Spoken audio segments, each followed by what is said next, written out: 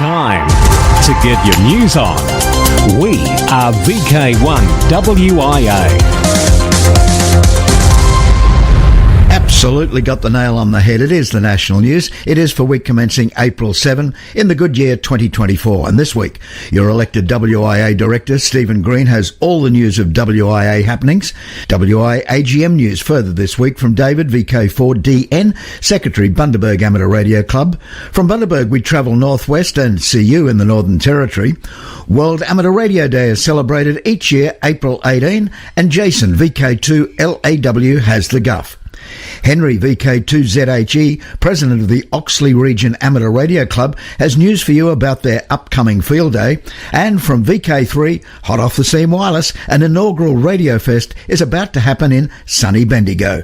But wait, there's much, much more in this edition of news from the Wireless Institute of Australia. I'm Editor Graham, VK4BB. Who listens to radio? Clive, VK6 CSW.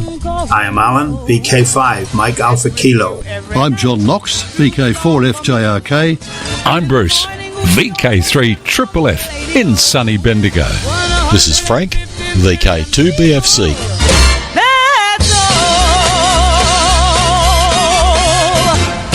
G'day, this is David, VK4DN from the Bundy Amateur Radio Club. Just a reminder that if you're attending the WIA convention and AGM in Bundaberg on the 4th and the 5th of May and flying into Bundaberg, please make contact with our club and let us know the time of your arrival so we can make sure to meet you at the airport in our minibus.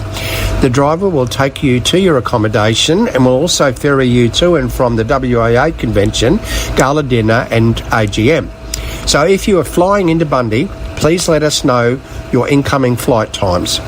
Also, if you haven't already registered for the event, the bookings can now be made via the WIA website.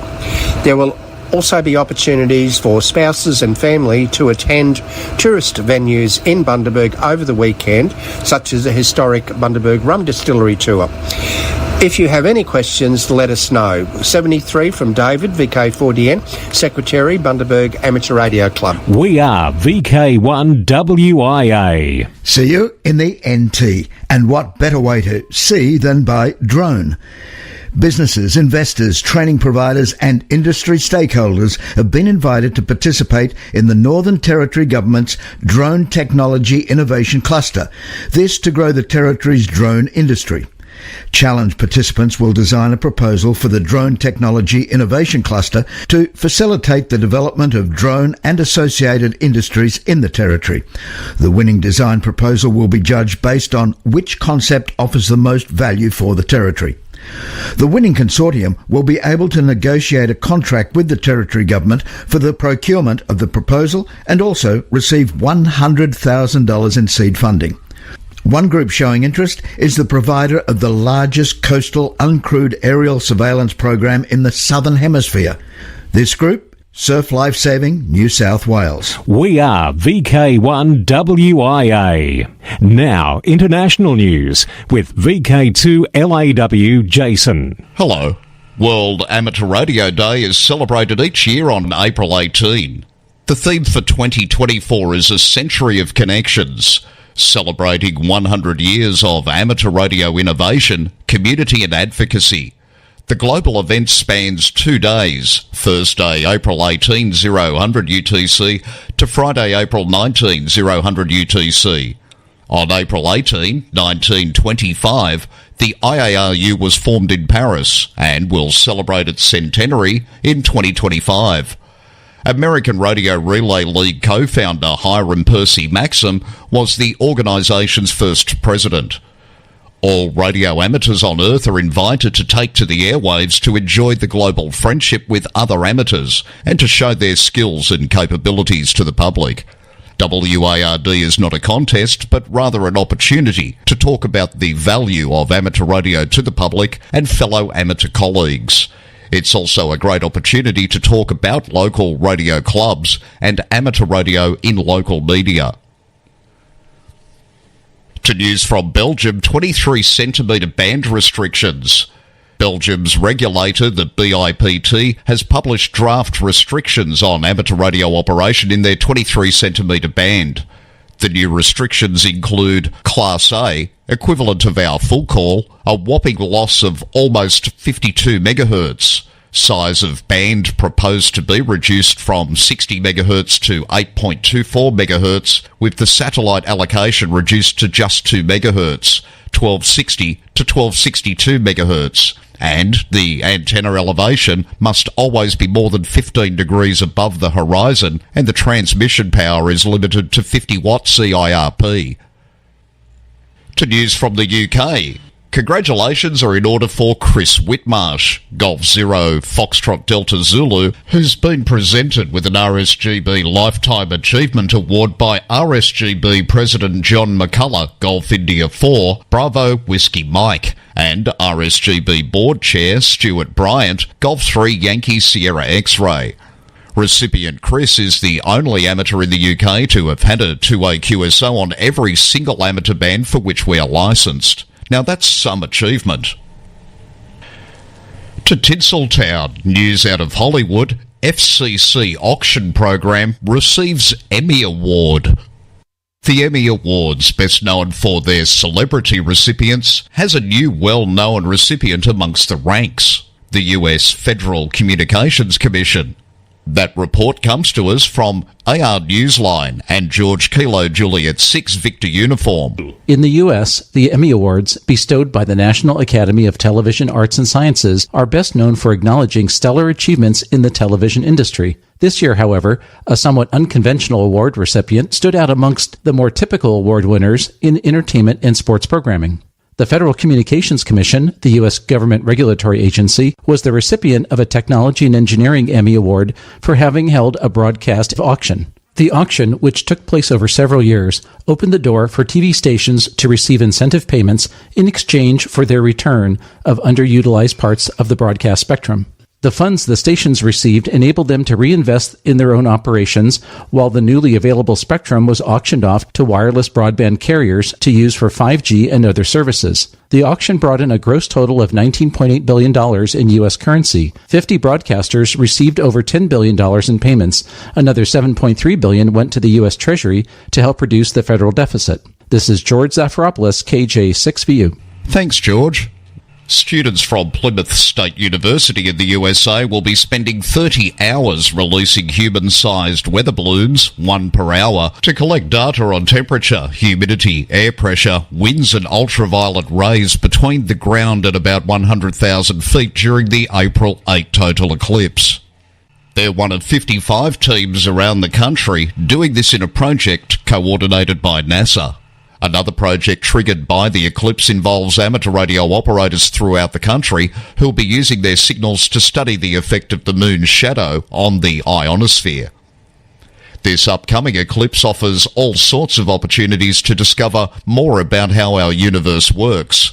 While many will watch the moon and sun share the spotlight through the day, some students at Case Western Reserve University are focused on the space between, specifically the hundreds of miles far above the clouds, but below outer space known as the ionosphere.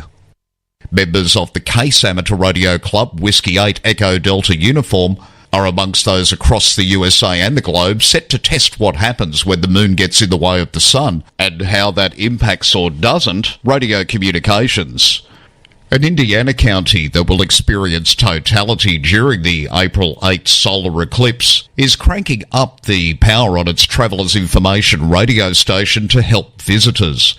The station normally runs at 10 watts, but for the period April 1 to 15 is allowed 100 watts and an antenna height close to twice its norm.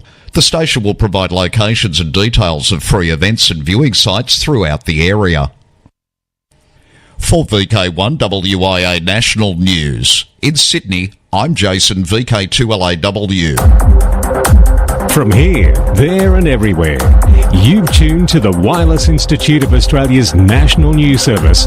We are VK1WIA. Now, operational news with Felix, VK4FUQ. Hello there. Now, contest-wise 2024. IRUHF World Championship the second full weekend of July, that is 13-14. Starts 0 hours UTC Saturday and 23:59 hours UTC Sunday. Trans-Tasman Low Band Contest, July 21st, 2024. Only contest bands 160, 80 and 40 metres are allowed with SSB, CW and digital, that is RIDI or PSK. This contest is another official WIA contest that will count towards the Peter Brown Contest Champion Awards. Yoda Contest 2024. The next two sessions of this year's Yoda Contest will be from 10 hours UTC to 21:59 hours UTC on 21 July and 29 December on the 5 classic bands CW and SSB. Everyone can work everyone. August 17-18 Remembrance Day Contest. This contest commemorates the Australian amateurs who died during World War II and is designed to encourage friendly participation and help improve the operating skills of participants. It is held on the weekend closest to the 15th of August, the date on which hostilities ceased in the Southwest Pacific area. A perpetual trophy is awarded annually to the Australian state or territory with the best performance. The name of the winning state or territory is inscribed on the trophy, and that state or territory then holds the trophy for 12 months. The winning state or territory is also given a certificate, as they are leading entrants. Amateurs will endeavour contact amateurs in VK call areas, ZL and P29. On all bands except WARC bands, modes allowed are phone, CW and RIDI as per the era remembered. Again, the 2024 contest is 17th and 18th August. 44th Alara Contest, and this Alara Contest is always held on the last full weekend of August. Starts Saturday 25th August, 0600 hours UTC, ends Sunday 26th August at 0559 hours UTC. Oceania Index Contest, SSB and CW. This year's contest will be held on October the 5th and 12th respectively. Dick's Window to the World. Special event station Golf Bravo 0 Whiskey Yankee Tango will be active from RAF Wyden during the airfields on the air event on the weekend of the 13th and 14th of April. This is the 12th year that the station has put on a special event station for the event. The call sign will again be operated by RAF Air Cadet Communication staff and club members from the Huntingdon Shire Amateur Radio Society, from a site just west of the main runway at Wyden. Namibia. QRV is V51WH from Omauru until the end of April. Activities on 160 to 10 metres, including 60 metres for those in the world able to use that band. V51WH. QSL de Gunta, home call is DK2WH. Solomon Islands. H44MS Bernard is operating in the Solomon Islands until the end of April on HF using SSB and FT8. QSL via Club Logs OQRS. Dominican Republic. HI-180RD is on the air to celebrate the 180th anniversary of the Dominican Republic, declaring its independence from Haiti in 1844. Listen for activity on all bands and modes until the 30th of April, when around 25 operators from 5 radio clubs will be part of the event. For details of a certificate that is available, visit qrz.com. Austria. Oscar Echo 100 Romeo Alpha Delta India Oscar is active until the 31st of December, celebrating the 100th anniversary of the beginning of regular radio transmissions in Austria in 1924. The station has been heard recently on the 40-metre band using CW. QSL via the Bureau. Ireland. Special event call sign EI80MB is active until the 31st of May to commemorate the 80th anniversary of the rescue of 168 German seamen who rescued from the waters of the Bay of Biscay after a battle between British and German naval forces in 1943.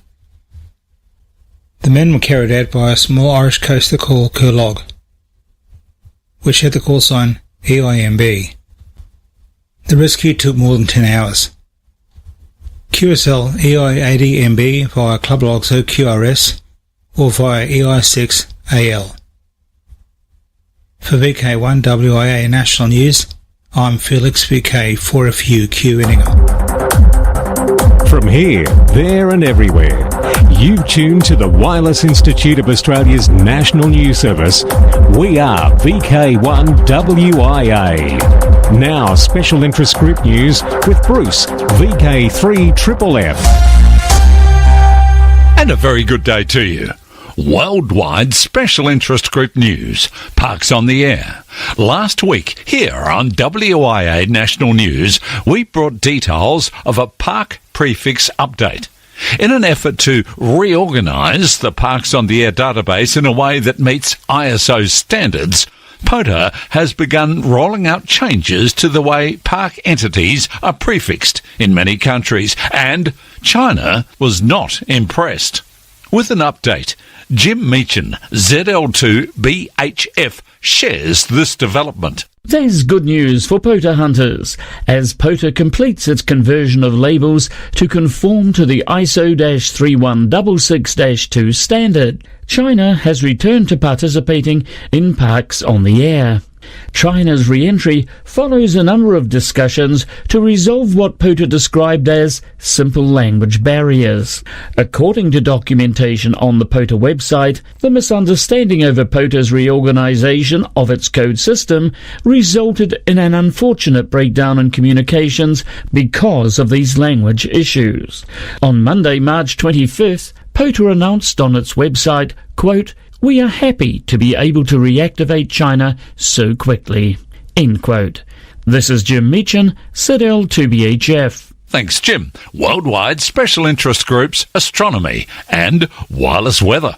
NASA's Sungrazer program honours ham for comet hunting success. NASA's Sungrazer program is honouring an amateur radio operator here in the Great Southland for having tracked down previously unknown comets by studying spacecraft imagery. We hear about him from John Williams, VK4JJW. Congratulations to Peter Barrett, VK3PB, who's been recognised by the NASA Sungrazer program as one of the top successful volunteer comet hunters. Sungrazer is a NASA-funded citizen science program that encourages anyone to participate in the discovery and reporting of previously unknown comets. According to Sungrazer, Peter was the first to locate a comet in imagery from the Parker Solar Probe launched by NASA in 2018. Using a computer program he wrote for this purpose, he's also identified comets in archived images that were collected by 4 spacecraft. NASA Sun and Space made the announcement about Peter earlier this month on social media.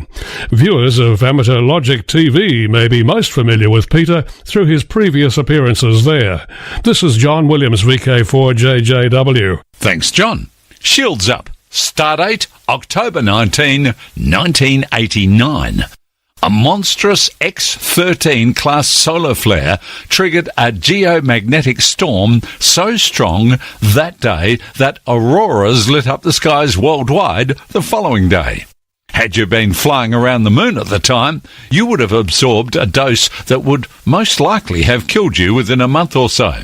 This is why the Orion spacecraft proposed to take humans on a moon flyby mission this 2024 year has a heavily shielded storm shelter for the crew. But shelters like that aren't sufficient for a flight to Mars. Protection comparable to what we enjoy on Earth would require hundreds of tons of material, and that's simply not possible in orbit. The primary alternative, using active shields that deflect charged particles, just like the Earth's magnetic field does, was first proposed in the 1960s. Today, we're finally close to making it work. Worldwide special interest groups, CW. Before voice radio, the world was connected by telegraph. Dougal, VK4EKA, joins us. Before radio, the world was connected by telegraph. First invented to make marks on paper, the operators learned to read the message from the clicks of the relays. Adding a passive amplifier by putting the relay into a wooden box had operators messaging the world. Warren Fritz, VK4FJ, has a collection of Australian and New Zealand sounders and Morse keys from the early telegraph, and will display some at the April 8th social and technical gathering of the Darling Downs Radio Club Incorporated. All are welcome to come and see the telegraph equipment and maybe even try reading the sounders at 7:30pm in the community rooms above the Toowoomba City Library. This is Dougal, VK4EKA for the Darling Downs Radio Club Inc. Thanks, Dougal. Worldwide Special Interest Group's Final Frontier. AMSAT DL proposes next generation GEO, MEO amateur radio payload. At the request of the IARU, the European Space Agency is supporting an initiative to define a future amateur radio satellite payload in geostationary orbit. The implementation is to take place through collaborative cooperation between internal, industrial and amateur radio participants.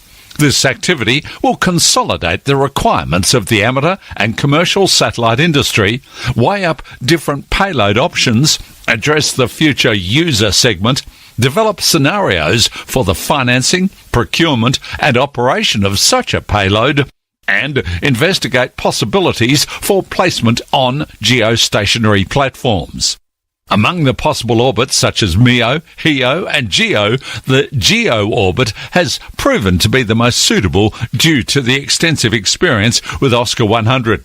A good compromise for the orbit position would be 43 degrees west to also support Eastern European countries and most of North America. AMSAT UK, along with the British Amateur Television Club, AMSAT NA and the UK Microwave Group previously made a separate proposal. And I'm not going to sing this, I'll say it, I've been working on the railroad. Northrop Grumman Corporation was selected last month to further develop the concept of building a moon-based railroad network as a part of the broader 10-year lunar architecture capability study. The envisioned lunar railway network could transport we mere humans, our supplies and resources for commercial ventures across the lunar surface. Worldwide Special Interest Groups, IOTA. IOTA grant program expands to more locations. Island on the Air has expanded a program that will help fund activations of more rare locations. The Islands on the Air De-Expedition Fund, created last year to support activations in rare locations with no activity for at least 15 years, has expanded its qualifications to include additional islands and island groups. The fund's original announcement last September said it would provide grants to assist operations from IOTA references confirmed by fewer than 1/4 of IOTA members in the last decade. This has now been broadened to include operations to those locations confirmed by fewer than 30% of IOTA members on IOTA's most wanted list. Both categories must have had no activations for at least 15 years. IOTA Limited believes that having two categories will provide an advantage for de-expeditions to an estimated 250 IOTA groups. Applicants should note the rarity of the IOTA reference they plan to activate, how long they will be there, how many operators they will have, the estimated number of contacts they expect to log, the bands to be used, and, of course, the estimated cost of the de-expedition. Worldwide Special Interest Groups, Maritime Radio Day 2024. The annual Maritime Radio Day is fast approaching. This year, it takes place on the 14th and 15th of April to commemorate the almost 100 years of wireless telegraphy service for seafarers, which ended with the closure in the UK of Portishead Radio on the 30th of April 2000.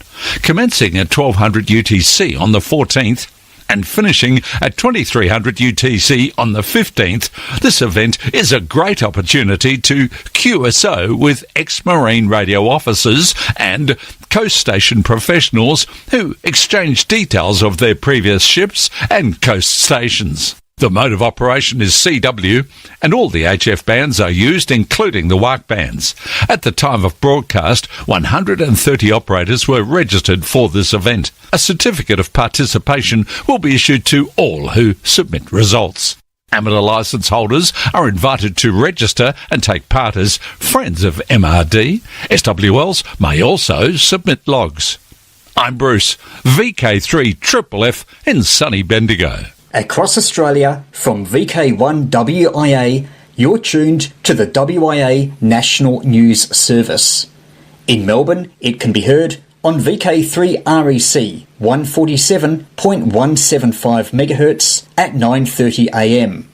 I'm Peter, VK3YE. This is VK1WIA. All points of contacts from today's news stories are to be found in print when you read the web editions, www.wia.org.au. 2024, and here's your date. Clubs are welcome to email text with audio for this section, and details of all WIA affiliated clubs and societies can be found on wia.org.au, and that includes email addresses and website links. For the whole of VK, it's the WIA AGM May 4 to 5 in Bundaberg. Make sure you come along there. All the directors will be there, and you'll be able to find out exactly what's going on at your WIA. Also, same date, May 4 and 5 in Bundaberg, and also in Dorrigo, New South Wales, it's Parkfest. VK3, May 11, Moorabbin District Amateur Radio Club Hamfest, Kingston City Hall. National Volunteer Week happens Monday the 20th to Sunday the 26th of May. In VK2, June 8 and 9, Oxley Region Amateur Radio Club's Field Day. I'm Henry, VK2ZHE, President of the Oxley Region Amateur Radio Club. The Oxley Region Amateur Radio Club's 48th Annual Field Day will be held at the Warhope Showground Hall on Saturday and Sunday, the 8th and 9th of June 2024, during the New South Wales King's Birthday long weekend. There will be all the usual field day activities, including traders, trash and treasure, fox hunting and a homebrew display. The field day dinner will be held at the Port Macquarie Golf Club on the Saturday night. Mark your calendar now for the June long weekend. The Warhope Showground permits camping, so it's possible to stay on site in your own motorhome, caravan or tent with power and amenities, but you must book ahead with the showground caretaker. I'm Henry, VK2ZHE for VK1WIA News. And from the Oxley region to Mount Gambier, same dates, June 8 and 9, it's the Australian Fox Hunting Championships at Mount Gambier. In VK3, Bendigo Amateur Radio and Electronics Club Radio Fest, August 18, this is Barrack's inaugural Radio Fest. The Gold Coast Hamfest happens October 31. Amateur Radio Experimenters Group Radio and Electronics Sale, Saturday, October 26, 10 a.m, David Roche Park at Kilbourne. The Tasmanian Ham Conference happens November 2 and 3 in Hobart, and Spark Rosebud Radio Fest, November 17, Eastbourne Primary School, Allambie Avenue, Rosebud, in, of course, VK3. Now, till next we meet, I'm Graham, VK4BB. Walk softly. This has been the Wireless Institute of Australia with the weekly news service. This broadcast is in text, audio and video and is accessed on wia.org.au.